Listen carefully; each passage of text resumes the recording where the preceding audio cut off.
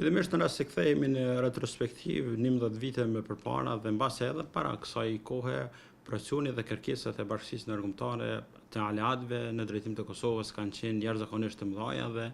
besoj që leadershipi asaj kohe në mes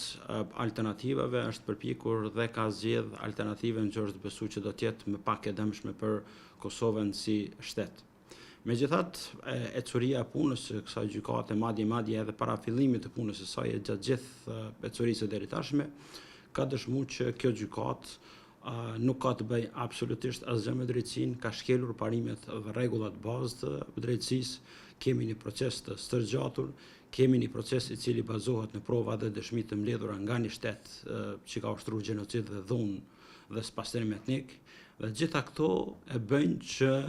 megjithatë kjo gjykatë nuk e ka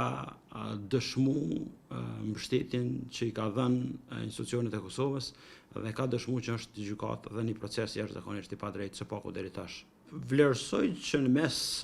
dy alternativave së paku asë kohë që janë diskutuar mes themelimit të këtij mekanizmi nga institucionet e Kosovës dhe alternativa tjetër që ka qenë themelimi nga Këshilli i Sigurimit, ku atu do të kishte rol edhe më të madh Rusia, besoj që është zgjedhur njëra prej alternativave që është vlerësuar më pak e dëmshme, dhe mbi të gjitha vlerësoj që leadershipi asaj kohe ka vepruar konform rrethonave, sepse vërtet kërkesat kanë qenë jashtëzakonisht të mëdha dhe presion në vazhdimsi, dhe natyrisht është vepruar konform rrethonave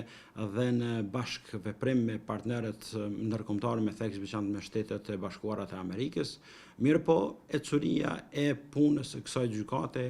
e ka dëshmuar se kjo gjykatë nuk ka të bëjë absolutisht asgjë me drejtsinë, kjo gjykatë i ka shkelur dhe po i shkel parimet bazë të drejtësisë. Besoj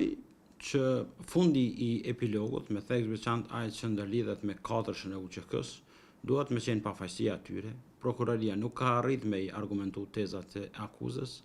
dhe përrjedhoi pres që të konfirmohet lufta e drejtë e ushtrisë lirimtare të Kosovës, të konfirmohet që katërsha e UÇK-s dhe UÇK-ja nuk ka pas për qëllim të kryej krime, ka pas për qëllim shlerimin e vendit, dhe se prokuroria